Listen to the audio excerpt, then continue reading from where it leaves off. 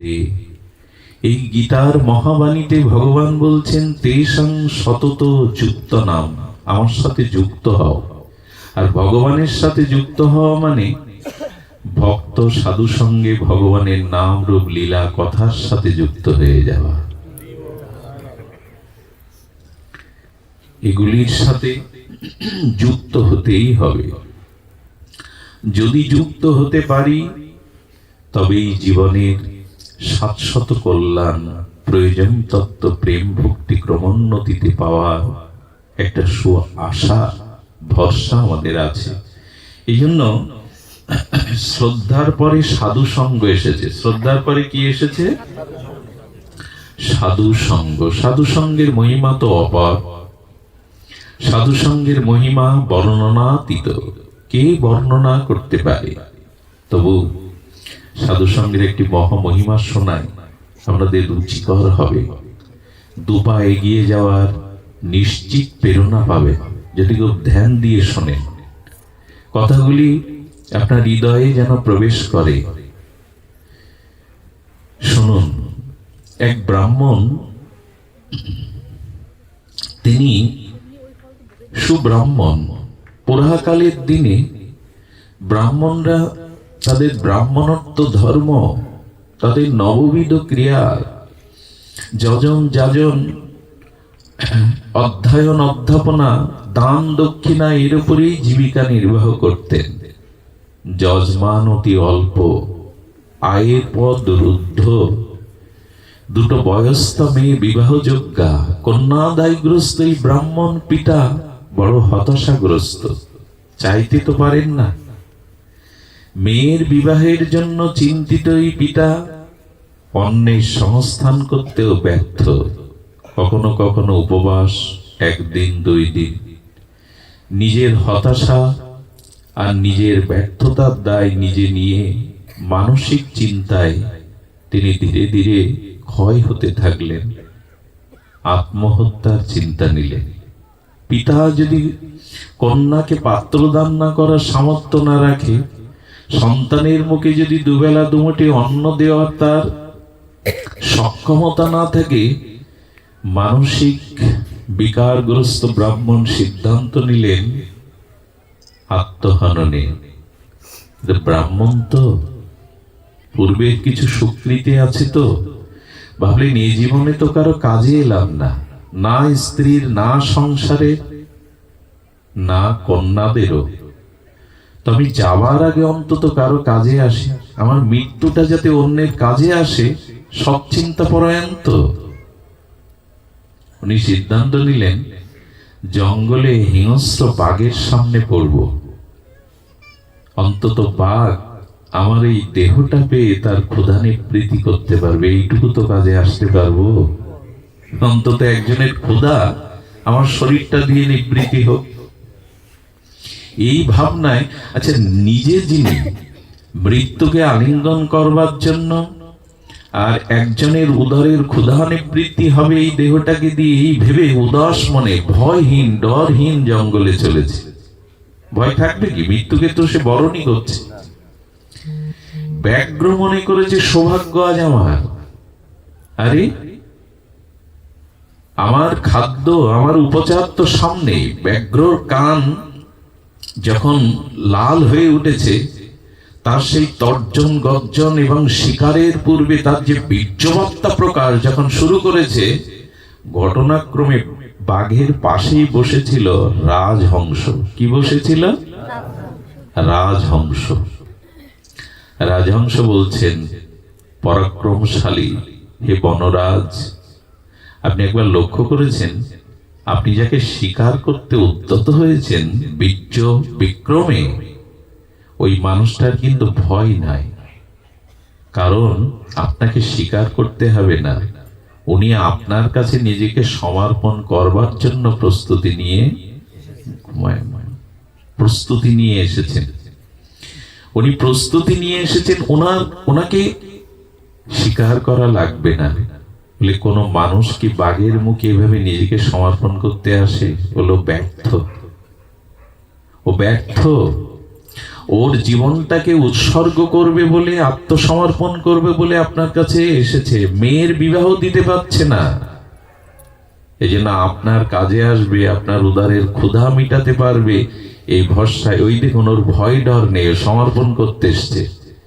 আচ্ছা, বাঘেরও তো মন আছে, আছে না? নাহলে বাচ্চাগুলি, বাঘিনী বাচ্চাগুলিকে দুধ খাওয়ায় কেন? স্নেহ মমতা দিয়ে গা চাটাচাটি করে। ওদেরও তো মন আছে। বললেন, একটা মানুষ ব্যর্থতার দায় নিয়ে আমার খাদ্য হবে বলে বিনা মৃত্যু ভয়ে চলে আসছে, খুব অভাব ওর। বলে, হ্যাঁ। তো সমর্পণ যখন করেছে, বাঘ তার গুহার মধ্যে থেকে একটা হীরার থলে এসে চেলে দিয়েছে মুখে করে, যা নিয়ে যা। কিছুদিন আগে এক রাজাকে শিকার করেছিলেন, তাকে শিকার করে তার কাছে এই হীরের থলেটা পেয়েছিলেন, যা। থলেটা নিয়ে আশীর্বাদ মনে করে ফিরে এসে মেয়ের বিবাহ দিল। কিছুকাল সেই অর্থে স্বাচ্ছন্দ্যে চলল। কিন্তু একটা কথা বলি, অলট যারা না, এদের ইহকালে পরকালে কোনো মঙ্গল হওয়া সম্ভব। যদি মনে করেন কঠিন একটা শৈত্যপ্রবাহ চলছে, আজ আর পাঠে যাব না, আজ আর কর্মে যাব না, এই বসে খাওয়া অলস মানুষরা জগতের বোঝা, নিজেই নিজে বোঝা। কৃপণ বা অলস ব্যক্তি জগতে কোনো হিতকর কর্মে জয়ী হতে পারে না। এই জন্য অলস ব্রাহ্মণ খেতে খেতে সব শেষ করে ফেলেছে। গিন্নি বলল, কিছুই তো আর নাই।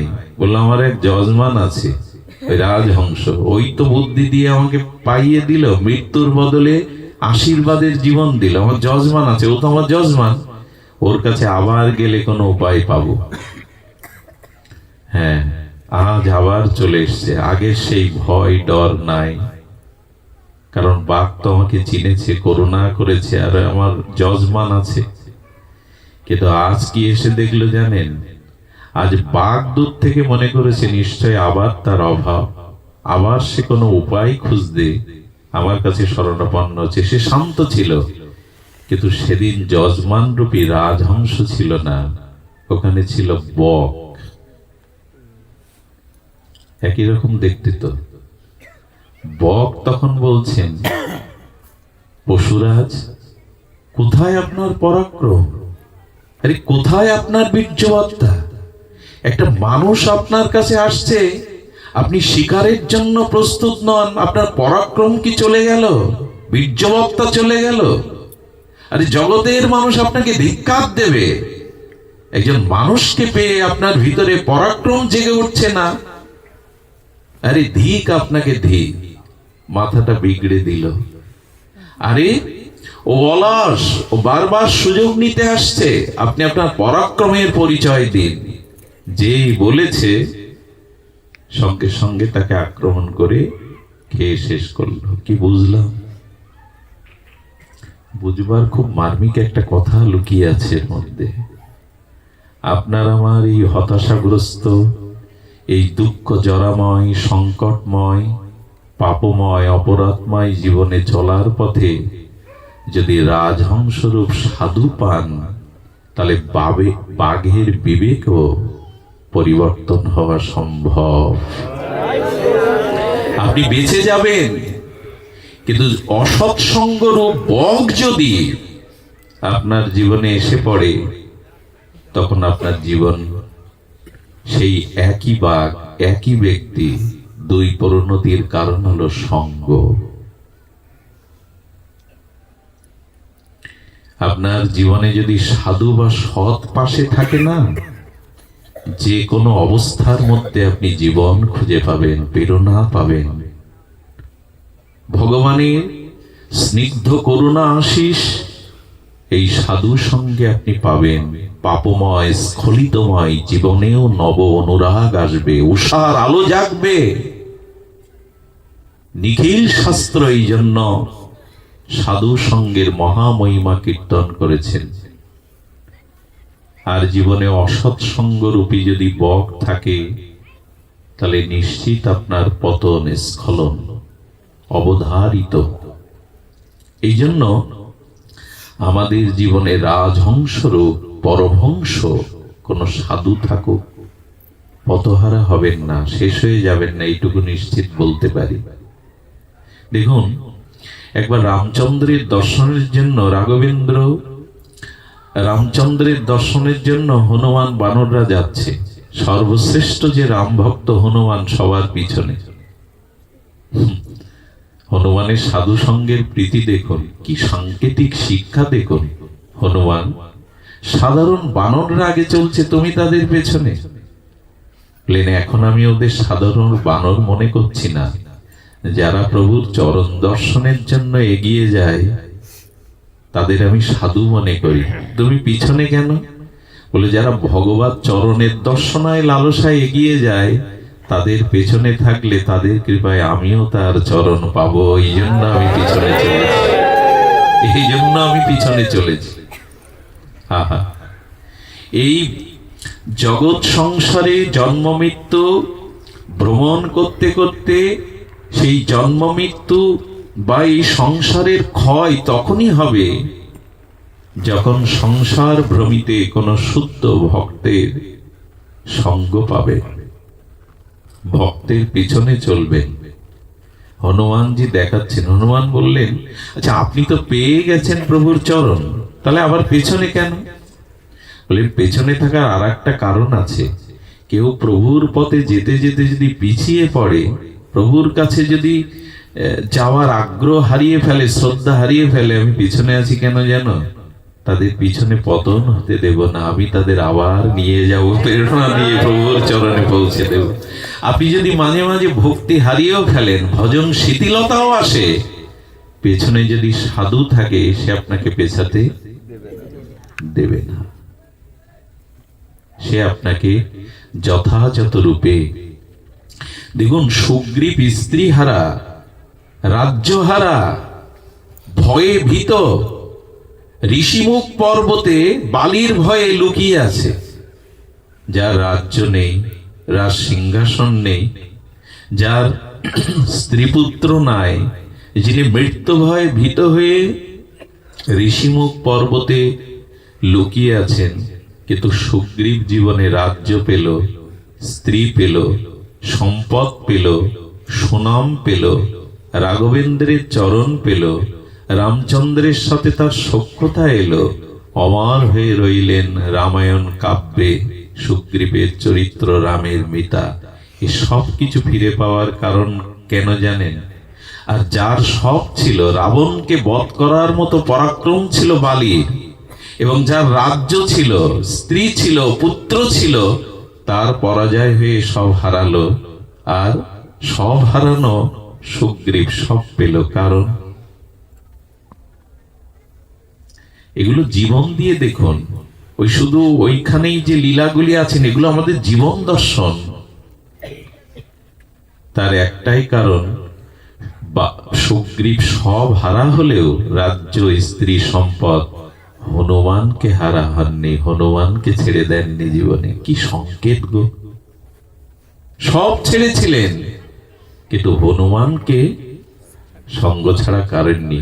এবং এই ভক্ত হনুমানের কারণেই তার সব প্রিয় পাওয়া, রাজ্য ছিল, স্ত্রী ছিল, সম্পদ ছিল, যুবরাজ অঙ্গদ ছিল, বালির বল শক্তিও ছিল, কিন্তু বালির জীবনে হনুমান ছিল না বলেই সব হারালো।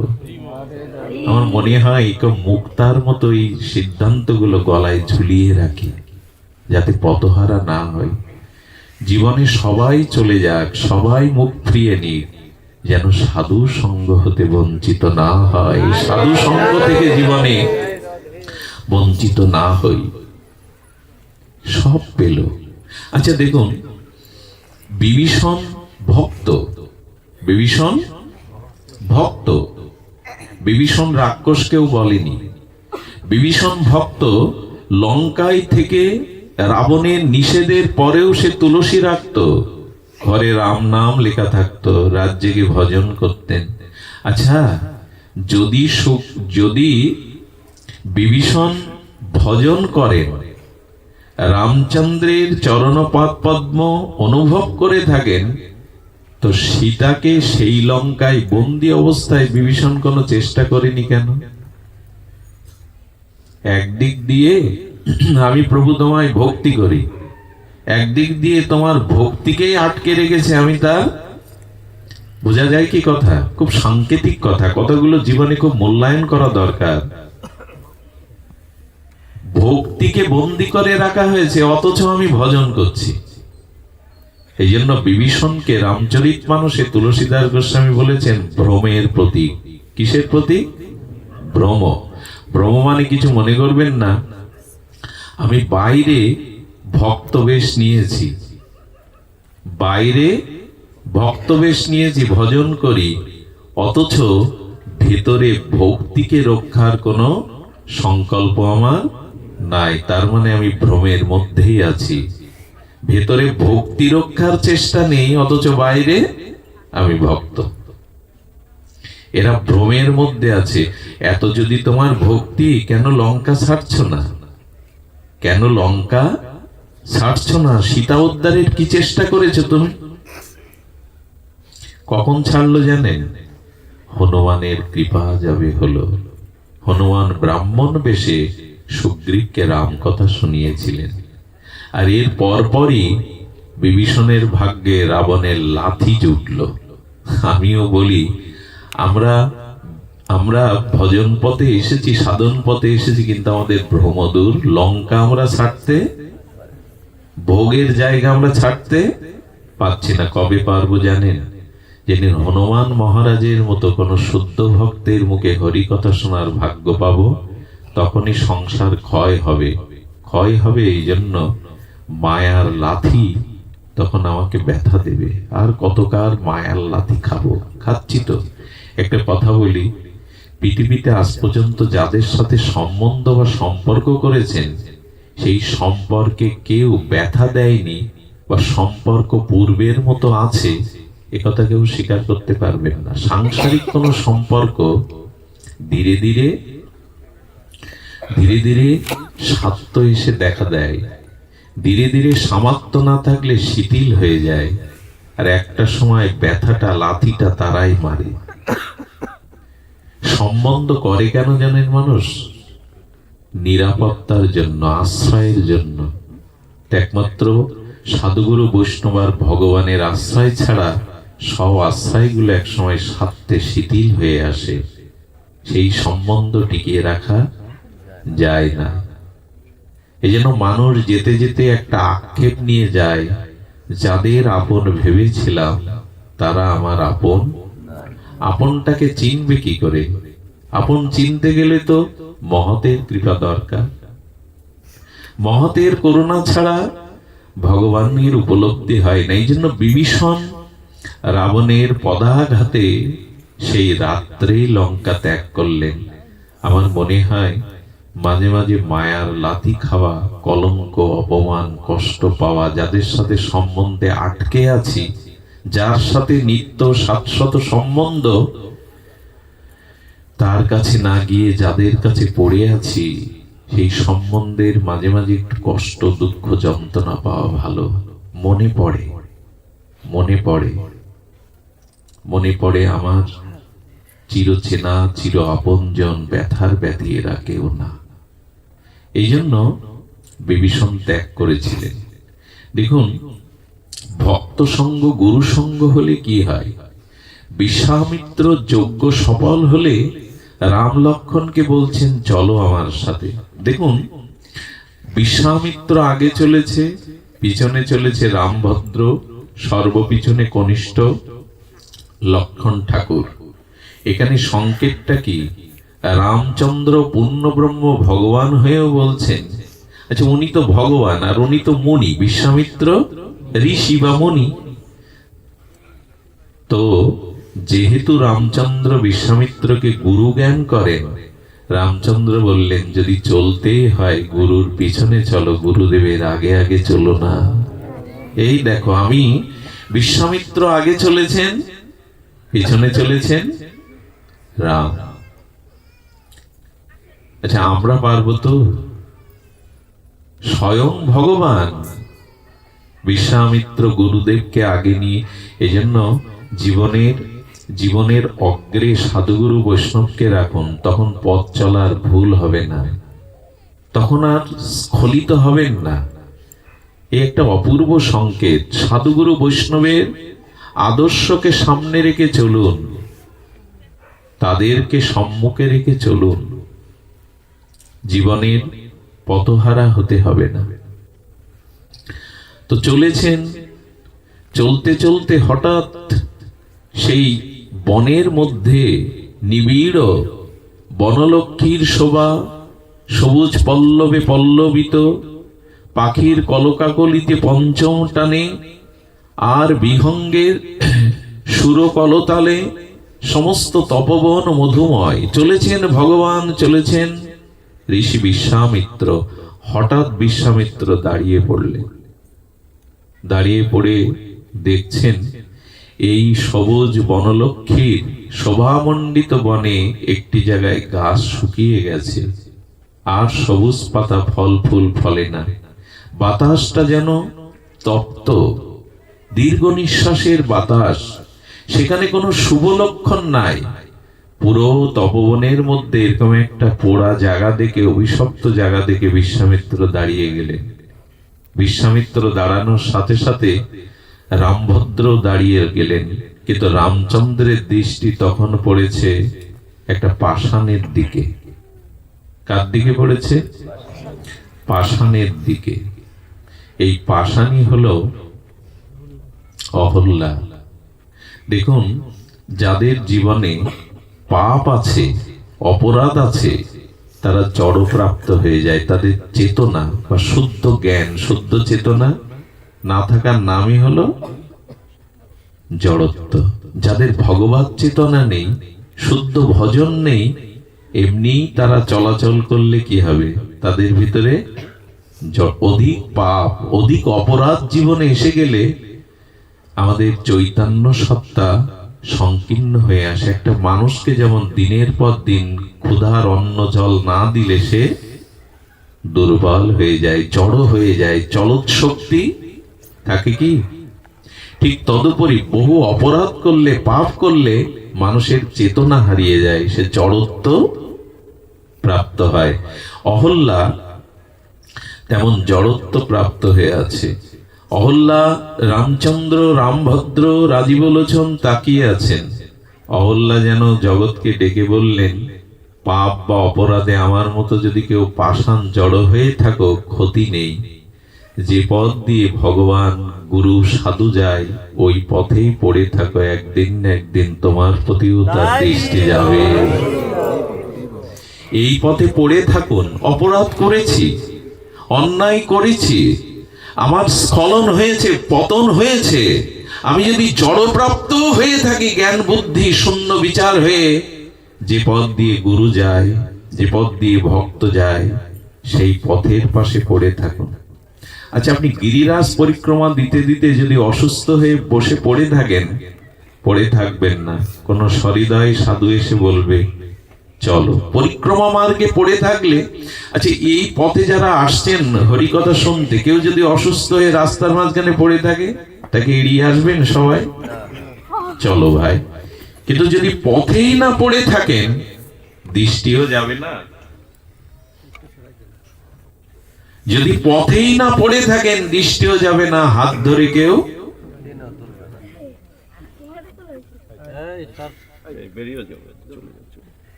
হ্যাঁ বলছেন, পড়ে থাকো। আমরা আছি তো, এই কয়েকটা মুখ দেখছি, আমার তো মনে হচ্ছে নেমে এসে ওদের চরণ বন্দনা করবার জন্য।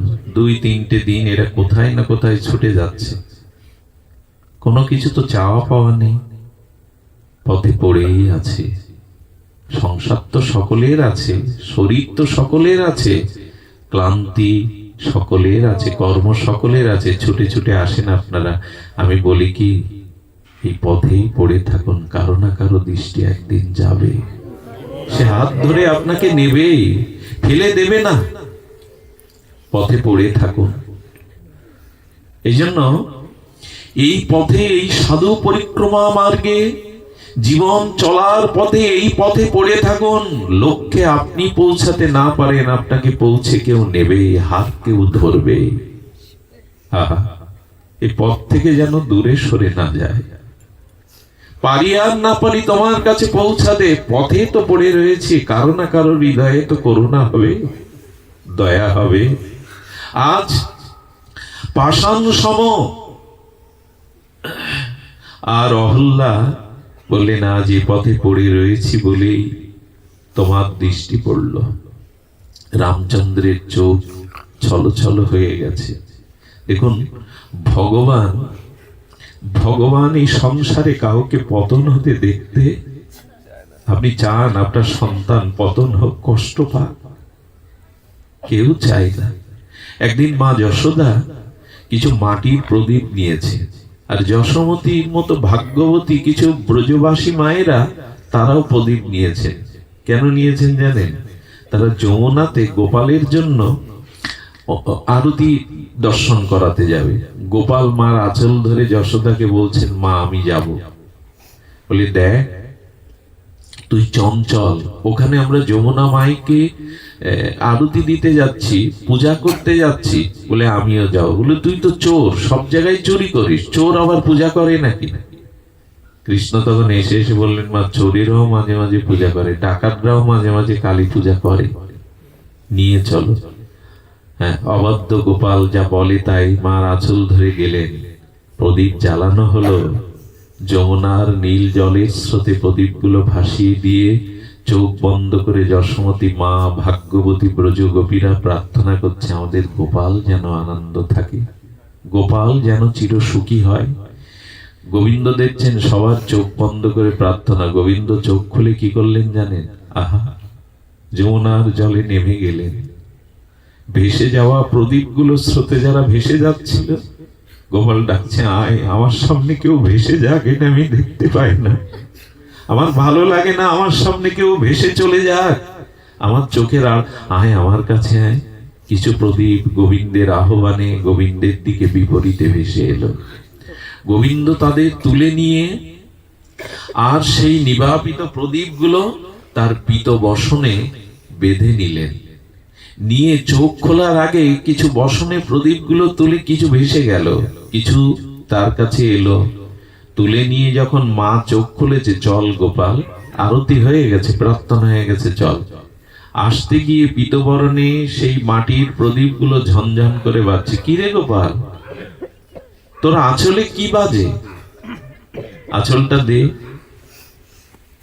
হ্যাঁ, গোপাল একটু হাস্যোজ্জ্বল বদনে বলছে, মা, কারো পুডলি পড়লা সবসময় খুলতে নেই। যশোদা তখন বললেন, চোরের পুডলি খোলা যায়, এসেছিস তো খালি হাতে, এখানে এর মধ্যে কি বেঁধে নিয়ে যাচ্ছিস দেখি। খুলে দেখে ভাসানো কিছু প্রদীপ। ও, এখানেও প্রদীপ চুরি করেছিস? না মা। গোবিন্দ গভীর হয়ে গেলেন। গোবিন্দের চোখের কোণে ছলছল করে উঠল প্রেমাশ্রু। জানো মা, আমার সামনে যদি কেউ ভেসে যায়, আমরাও ভেসে যাচ্ছি। জানেন, সংসারটা তো সাগর, জন্ম মৃত্যু দুঃখ ব্যতীত কত জন্মেই ভাসছি সংসারে।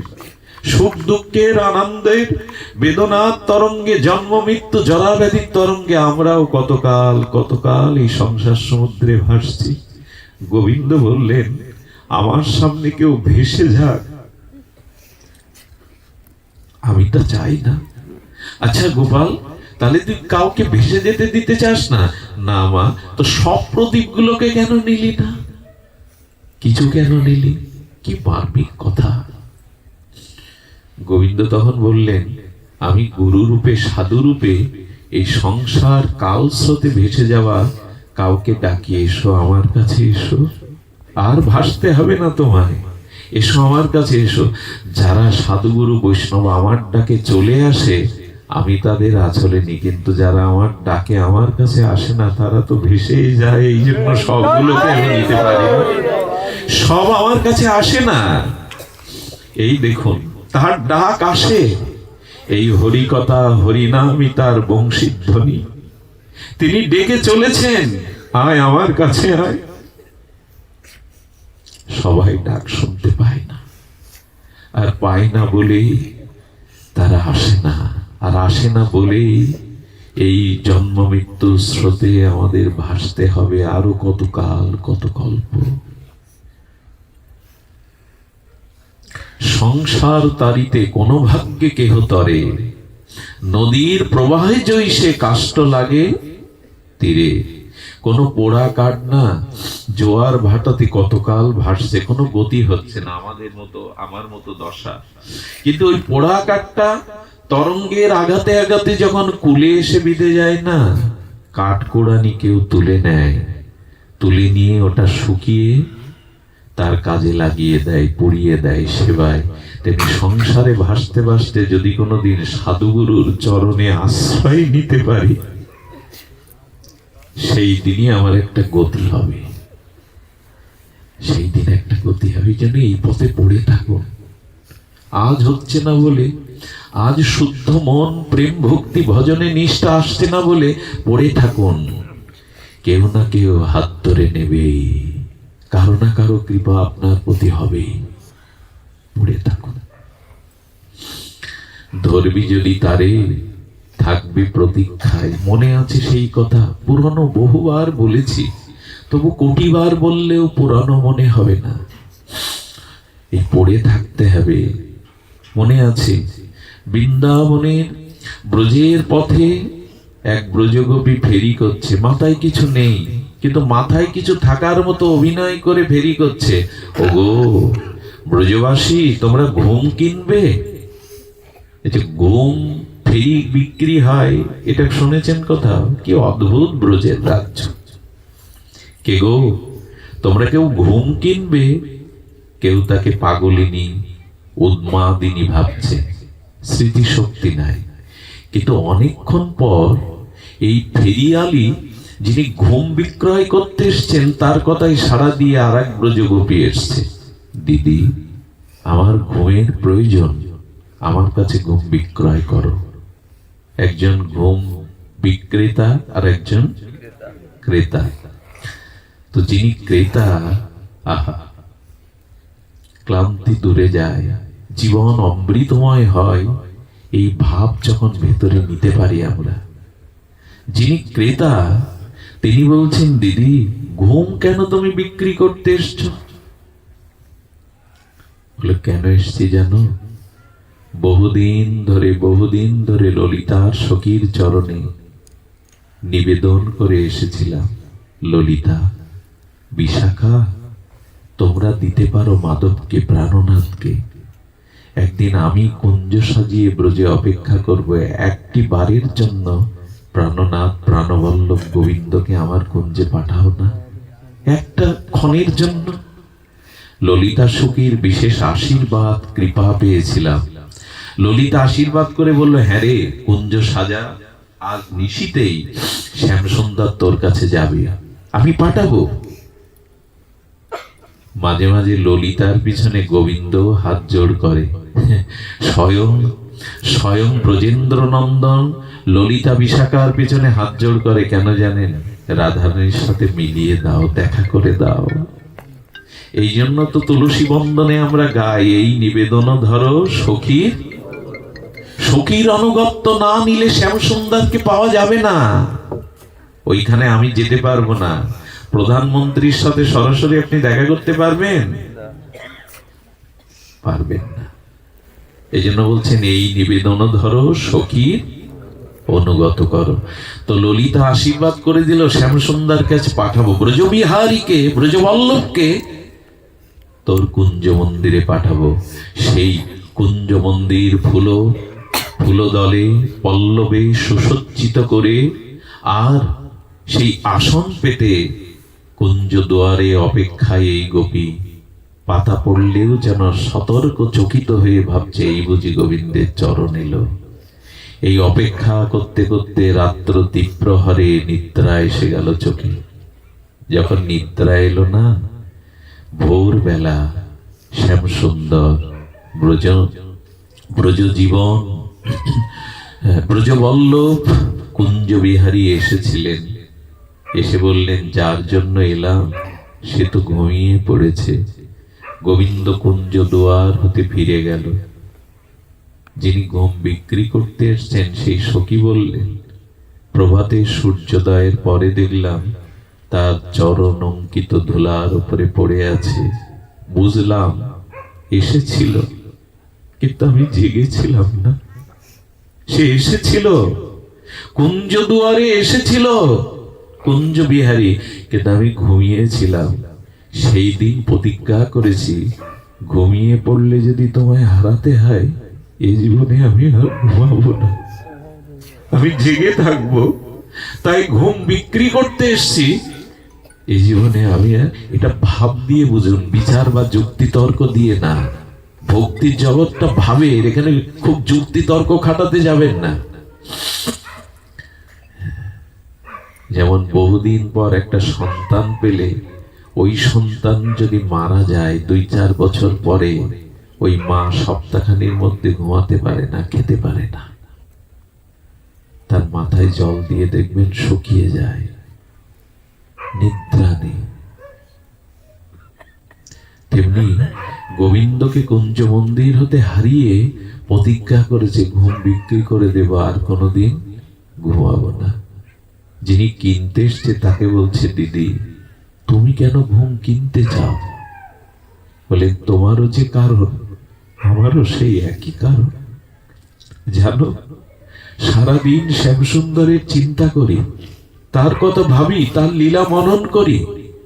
এই মনন করতে করতে ঘুমিয়ে পড়েছিলাম। ঘুমিয়ে পড়লে গোবিন্দকে যেই মালা পরাতে যাব, সেই ঘুম ভেঙে গেছে। ঘুম ভেঙে দেখি শ্যামসুন্দর আর নাই। স্বপ্ন ভেঙে গেলে কি আর স্বপ্ন বস্তু থাকে? সেই দিন থেকে প্রতিজ্ঞা করলাম, ঘুমিয়ে যদি তোমায় পাই, তাহলে আজ থেকে আর জাগবো না, ঘুমিয়ে ঘুমিয়ে তোমাকেই দেখবো। এই জন্য আমি ঘুম নিতে এসছি। আহা, এইসব অনুভব করতে হবে। ধরবি যদি তারে, থাকবি প্রতীক্ষায়। এই প্রতীক্ষায় পড়ে থাকুন এই পথে, একদিন না একদিন তার করুণা আসবে। শুধু নিষ্কপটে এই পথে পড়ে থাকুন। এই পথে পড়ে থাকলে কেউ বঞ্চিত হবে না, উনি কাউকে বঞ্চনা করেন না। আচ্ছা গোবিন্দ, তোমাকে যে ভক্ত এত আকুল ব্যাকুল হয়ে উৎকণ্ঠায় খুঁজে বেড়াচ্ছে, তুমি দর্শন দাও না কেন? এত যে ভক্তরা চোখের জলে ব্যাকুল হয়ে তোমাকে খুঁজে, তুমি কেন দেখা দাও না? গোবিন্দ বললেন, আমি লুকিয়ে থাকি। লুকিয়ে থাকি কেন জানো?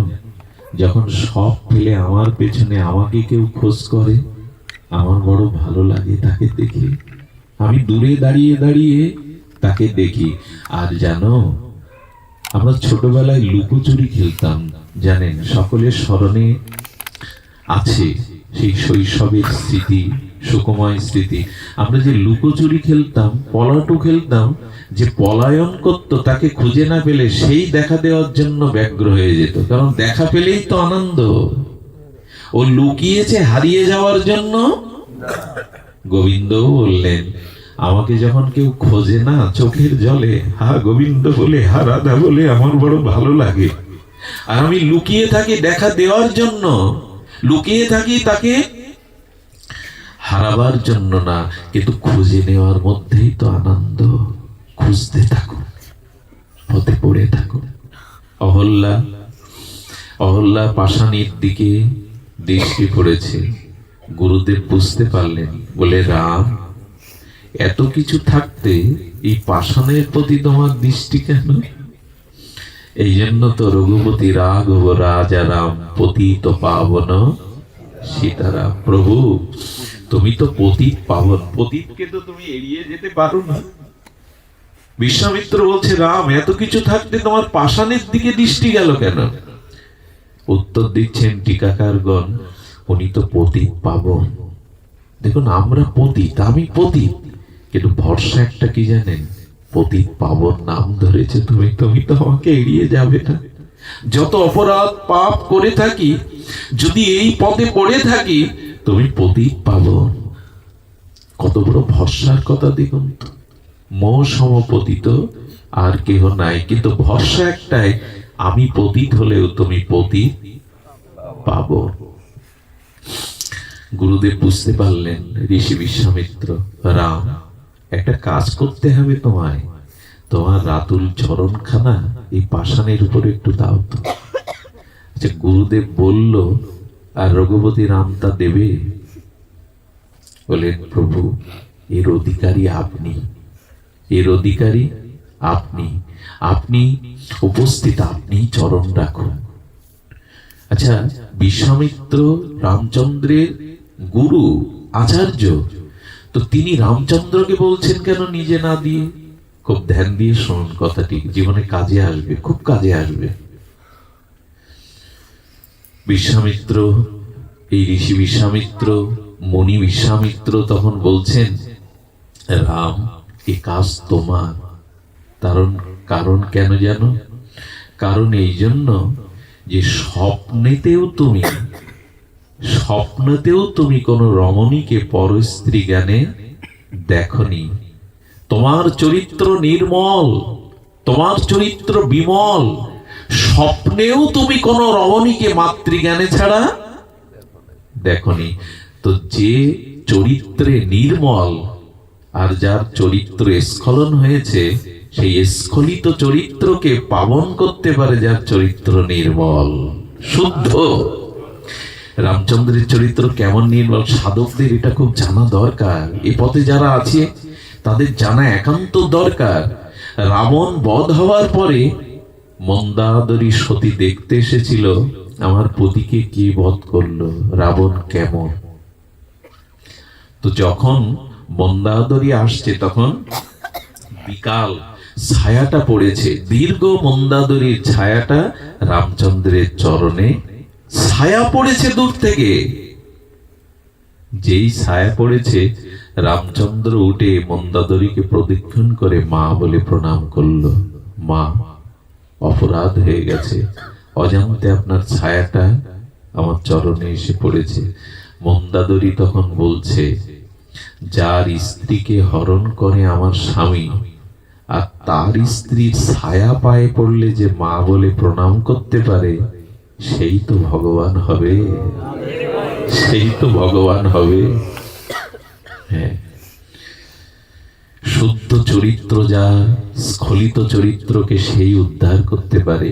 আয়নায় যে ময়লা জমে যায় না দর্পণে, ওইটা মুছতে গেলে যে ভাঙা দিয়ে মুছতে হয়, সেটা পরিষ্কার হতে হয়।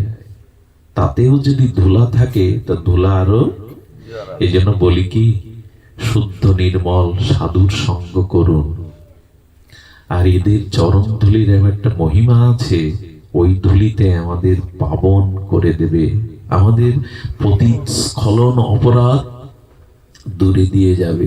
এই জন্য রামচন্দ্রকে বলছেন, তুমি চরণ দাও, তোমার বিমল চরিত্র, তোমার মতো চরিত্র বিমলতা, এই স্বপ্নেও তুমি পরস্ত্রীকে মাতৃজ্ঞান ছাড়া দেখো না। একটা অদ্ভুত কথা এসেছে এখানে রামচরিত মানসে। দেখুন, সীতাহরণের পরে রাবণ কুম্ভকর্ণকে জাগিয়ে বলছেন, আমি সীতাহরণ করেছি। কুম্ভকর্ণ বললেন, আদৌ সম্ভব? জগন্লক্ষ্মীকে হরণ করা তোমার সাধ্য নয়। বললেন, কি করে করলে? বলে, সন্ন্যাসীর বেশ ধরে গিয়েছিলাম। বলে, এই জন্য পেরেছ, রাবণ রূপে গেলে পারতে না। আচ্ছা, কিন্তু হরণ তো করলাম কুম্ভকর্ণ, কিন্তু সীতা যে আমার দিকে একবারও তাকাই না। তখন কুম্ভকর্ণ কি বলেছিল জানেন? আহা, আমি কথাটা আস্তে আস্তে ভাবছি, আর আমার ভিতরে রক্তগুলো টকবক করে উঠছে, এখনো লোমকূপগুলো খাড়া দিচ্ছে। দেখুন, এসব কথা নয়। কুম্ভকর্ণ বলছেন, আচ্ছা, সন্ন্যাসীর বেশ ধরে হরণ করেছ, এখন সীতাকে পাওয়ার জন্য রামরূপ ধরো, ছল করে রামরূপ ধরো, তার কাছে রামরূপে যাও। বোঝা যায় কথা? রাবণ বললে, একবার ভেবেছিলাম, রামরূপের যেই ভাবনা ভেবেছি যে রামরূপ ধরবো, এই ভাবনার সাথে সাথে সীতার দিকে তাকিয়ে দেখি তাকে মা বলতে ইচ্ছা করছে। আমার ভিতরে আর পাশবিক ভাব নাই। কি আশ্চর্য! ওই রূপ ধরবো এরকম সংকল্প করে তাকিয়ে দেখি আমার সামনে সীতাকে পর স্ত্রী মনে হচ্ছে না, মায়ের মতো মনে হচ্ছে। ভগবানের নাম, ভগবানের নাম রূপ লীলা চিন্তা করুন। আমাদের চোখ শুদ্ধ হবে, দৃষ্টি শুদ্ধ হবে, চিত্ত বিমল হবে। আর যার চিত্ত শুদ্ধ, সেই তো অশুদ্ধকে শুদ্ধ করতে পারে। এই জন্য অমল বিমল সাধু সঙ্গ চাই। এই সাধু সঙ্গের দ্বারা অনর্থ দূরে যাবে। দেখুন, বহুদিন ধরে সঙ্গ করে যাদের অনর্থ যাচ্ছে না, জানতে হবে অপরাধ থেকে যাচ্ছে, সাধু সঙ্গ ঠিক ঠিক হচ্ছে না। ঠিক ঠিক এই জন্য আপনাদের একটা অনুরোধ করি, ব্যথা পেতে পারেন। দেখুন, সবাইকে সম্মান করতে হয়, কারো নিন্দা করার অধিকার আমার নাই, কিন্তু দয়া করে সবার সঙ্গ করবেন না। সঙ্গ শব্দের অর্থ হলো আসক্তি। সবাইকে মান্যতা দেবেন, সবাইকে শ্রদ্ধা করবেন, দূর থেকে প্রণাম করবেন, কিন্তু সঙ্গ সকলের করা যাবে না। তার কারণ সঙ্গ শব্দের অর্থ হলো আসক্তি। আপনি যার সঙ্গ করবেন তার ভাবধারা, তার মনোসংবেদ্য স্বভাব আপনার মধ্যে সংক্রামিত হবে।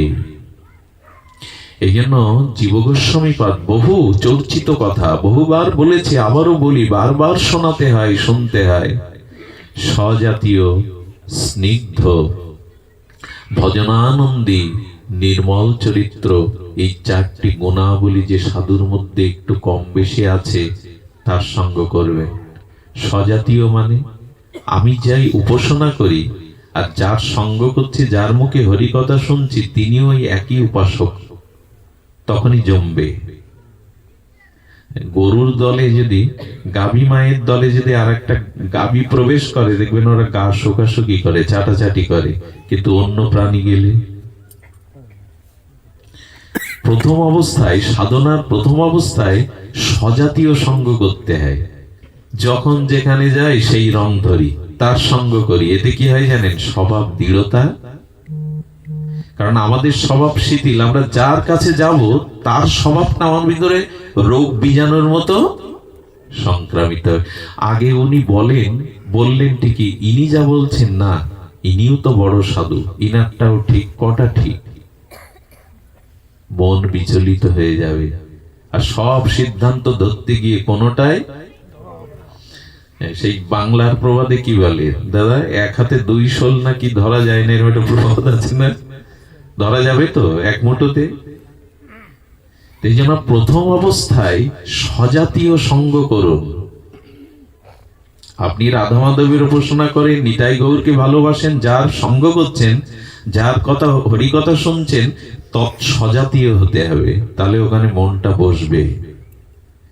দেখুন, এই কথা যারা প্রাথমিক ভজনে দীক্ষা শিক্ষা নিয়েছেন তাদের জন্য। যেমন একটা ছোট চারা গাছ, তাকে সংরক্ষণের জন্য বেড়া দিতে হয়, নালে মেষ এসে, ছাগল এসে মুড়িয়ে দিয়ে যাবে। কিন্তু ওই গুড়িটা যখন বড় হবে তখন হাতি বেঁধে রাখুন। তা আপনি আগে শুদ্ধ ভজন করে বিশুদ্ধ জ্ঞান ভক্তি সিদ্ধান্ত অর্জন করুন, তখন সকল সঙ্গে সঙ্গ করুন, ক্ষতির কারণ নেই। কিন্তু প্রাথমিক অবস্থায় এক এক সাধুর এক এক প্রসঙ্গ শুনতে শুনতে মনে হবে ওটার থেকে তো এটা ভালো, শেষে আর কোনোটাই। নিষ্ঠাটা স্বজাতীয়তে রাখো, আর মেশেও না, বিজাতীয় ভাব দ্বারা মনে ধরে না। এই জন্য যার যারে ভালো লাগুক সে তারে বাসুক গো, আমার কিন্তু ভালো লাগে সচিত্তলাল গোরা গো। যার যা ভালো লাগে লাগুক, আমার কিন্তু ভালো লাগে সচিত্তলাল, ওই আমার নয়ন মনে ধরেছে, আর কাউকে ধরে না। তেমনি স্বজাতীয়র সাধুর প্রতি নিষ্ঠা রাখুন, স্নিগ্ধ। আবার স্বজাতীয় হলে হবে না, হ্যাঁ আমিও উপাসনা করি, আমার স্বজাতীয়, আমার পরম্পরা দ্বারায়, কিন্তু স্নিগ্ধ না, কঠোর। কথায় কথায় খেপে যায়, কথায় কথায় ক্রোধ করে বসে, কথায় কথায় উত্তেজিত হয়ে বসে। এর সঙ্গ করলে আবার ওই রোগগুলো আপনার মধ্যে আসবে। স্নিগ্ধ হতে হবে। তিনি কতটা শান্ত, শান্ত মানে তিনি রাগেন না এমন না, কিন্তু তিনি কতটা শান্ত সমাহিত, ভেতরে শান্ত। রাগ তো বাইরেও, মা সন্তানকে পেটায় তার মঙ্গলের জন্য, এটা রাগ না, এটা আশীর্বাদ। এগুলো বলছি না। শান্ত, তার ভেতরে কামনা বাসনা এগুলো শান্ত হয়েছে কিনা, স্নিগ্ধ কিনা, আর ভজনানন্দী। যার সঙ্গ করবেন দেখবেন তিনি আপনার থেকে বেশি ভজন করেন কিনা। আপনার সমান পরিমাণ ভজন করলেও পিছিয়ে যাওয়ার ভয় নেই, কিন্তু এগোতে পারবেন না এক পাও। বোঝা যায় কথা? যিনি আপনার সমান ভজন করেন তার সঙ্গ করলে পিছিয়ে পড়ার ভয়, কিন্তু এগোতে পারবেন না। আর আপনার থেকে কম উদার, কম সরল, কম ভজন করে, এর ভজন করলে আমি লিখে দিতে পারি আপনি পিছিয়ে পড়বেন, ও টেনে ধরবে আপনাকে।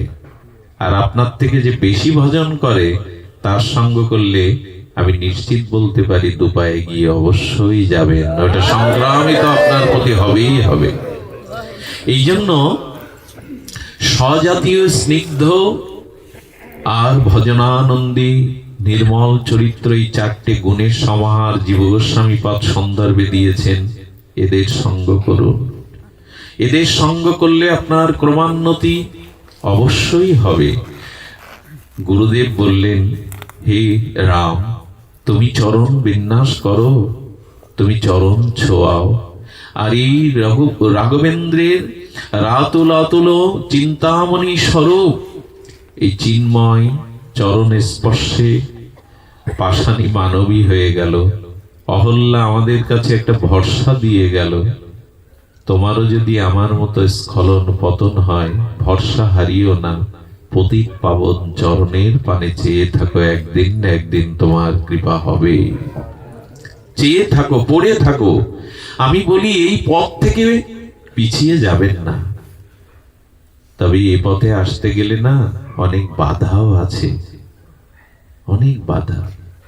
আমি জানি এখানে অনেক মায়েরা আছে, বাড়িতে গেলে তাদের জবাবদিহি করতে হবে। এখানে অনেকেই আপনারা এসছেন যারা অনেকেই খুশি না। সকাল সকাল দোকান বন্ধ করে, কাজ নেই, খেয়ে দিয়ে দৌড়াও, সংসার চুলোই যাবে। শুনতে হয়, শুনতে হয়। তবে বিখ্যাত প্রখ্যাত উপমহাদেশের মান্নাদের একটা গান আমার খুব ভালো লাগে। জানি না এটা বলা এখানে উচিত নয়, তবু ভালো লাগে। যখন কেউ আমাকে পাগল বলে, তার প্রতিবাদ। রাধারানীকে বলছেন কলঙ্কিনী, রাধারানী হাসছে, আনন্দ পাচ্ছে। রাধারানী বলছেন, কলঙ্ক আমার ভালো কেন লাগে রাধা? কলঙ্ক তো কারো ভালো লাগার কথা নয়। ভালো লাগে এই জন্য কৃষ্ণের সাথে যুক্ত করেই কলঙ্কটা দিচ্ছে বলে। কৃষ্ণে কলঙ্কে কলঙ্কিনী, আমার একা একা কলঙ্কিনী বললে খারাপ লাগার বিষয় ছিল, কিন্তু কৃষ্ণে কলঙ্কিনী যখন বলে না, কলঙ্ক আমার ভালো লাগে, তার জন্যই তো কলঙ্ক। এ পথে এসে যদি গালি, কলঙ্ক, অপমান নিতে হয়, ওটাও পুরস্কার মনে করে নেবে। তোমার জন্যই তো কলঙ্ক নিয়েছি, তোমার জন্যই তো কলঙ্কের মালা। রাধারানী বললেন, শ্যাম কলঙ্কে কলঙ্কিনী বললে আমার বড় ভালো লাগে, বলুক না। কত কথা মায়েদের শুনতে হয়। শোনো মা, তার পথে তাকে ভালোবেসে কলঙ্ক নাও। এই কলঙ্ক নিলে কি হবে জানেন? শোভা হবে। চাঁদে যদি একটু কালো দাগ না থাকতো না, চাঁদ এত শোভা। খালি সাদা কাগজটা মূল্যায়ন হতো না, ওর মধ্যে কালির আঁচড় যদি না পড়তো। মাঝে মাঝে একটু মেঘ না করলে আকাশটাও ভালো লাগতো না। গোবিন্দের জন্য ভগবত পথে চলতে একটু কলঙ্ক, অপমান সয়ে নিন। এটাও আপনার জীবনে শোভা পাবে, শোভা পাবে। এই জন্য অনেক কলঙ্ক নিতে হয়, অনেক কষ্ট স্বীকার করতে হয়, তবু এ পথে পড়ে থাকতেই হবে। ধর্মী যদি তারে থাকবে প্রতীক্ষায়। এই প্রতীক্ষার প্রহর যেন আমাদের শেষ না হয়, এই প্রতীক্ষায় আমাদের থাকতেই হবে। মনে আছে রাসের মুরলীর ধ্বনিতে সেই যমুনা পুলিনে শারদ পূর্ণিমায় শ্যাম সুন্দরের অদরামৃতে সেই বাঁশি বেজেছিল।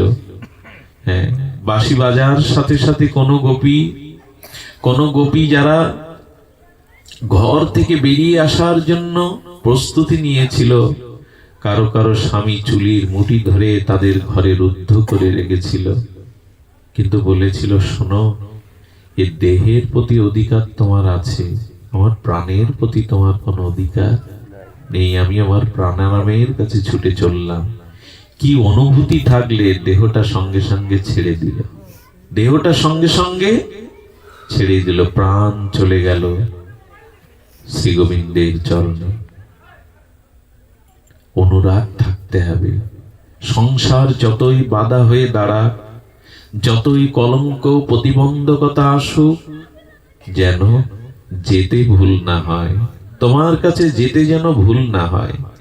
এই যাওয়াটা আমাদের একান্ত প্রয়োজন। এই পথ যেন রুদ্ধ না হয়।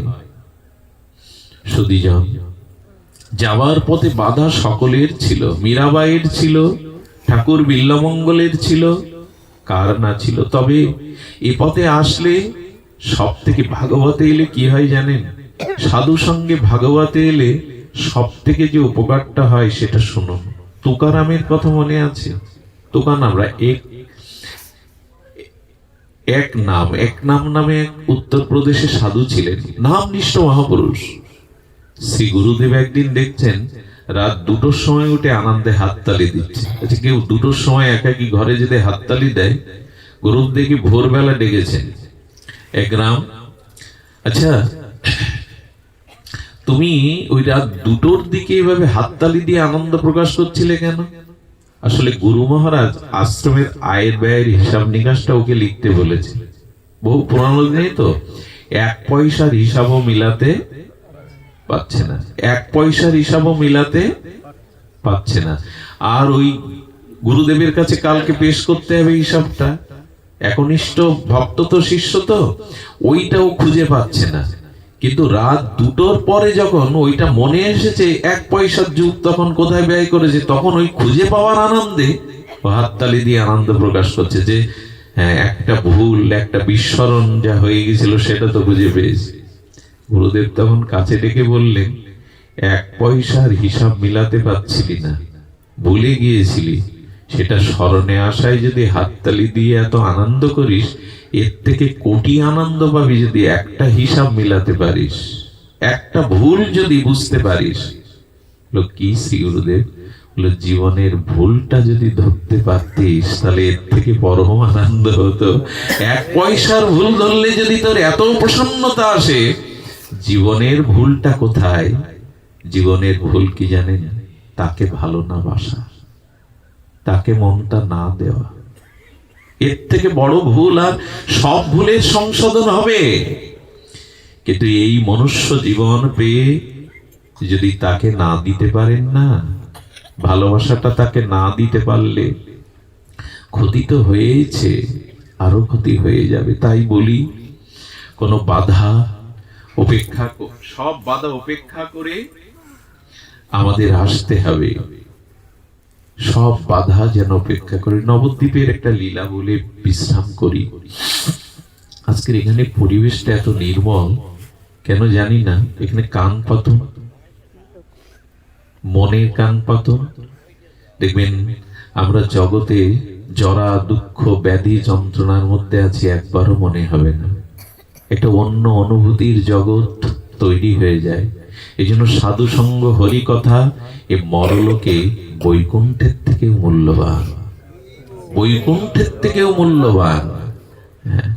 এই জন্য হনুমানজি বৈকুণ্ঠে যেতে চাননি প্রভুর সাথে। যেখানে তোমার সাধু সঙ্গ, হরি কথা নাই, সে বৈকুণ্ঠে আমি যাব না। এই জন্য এই অনুভূতিটা একমাত্র মহৎ সঙ্গে পাওয়া যায়। বড় দুর্লভ এটি। এই অশান্তময় জগতে, এই ক্ষণভঙ্গুর দুঃখ জ্বালাময় যন্ত্রণা জগতে এই একটি মাত্র নিকেতন আশ্রয়, যেথা এলে চিত্ত সমাহিত হয়। সাধু সঙ্গরূপ আছে পান্থ দাম, শ্রান্ত হলে সেটা করিও বিশ্রাম। যদি ক্লান্ত হয়ে পড়েন কখনো, তবে এই সাধু সঙ্গে এই পান্থশালায় বিশ্রাম নিয়েন। সুধীজন, শুনুন নবদ্বীপের সেই মহাপ্রভু লীলার ঘটনা। মহাপ্রভু তখন শিবাসঙ্গনে সেই কীর্তন শোভারম্ভে সকল প্রাচিত্র যে হরিনামে মহাপ্রভু শিবাসঙ্গনে সেই কীর্তন শুরু করেছে। আর মহাপ্রভু প্রতিদিন শিবাসঙ্গনে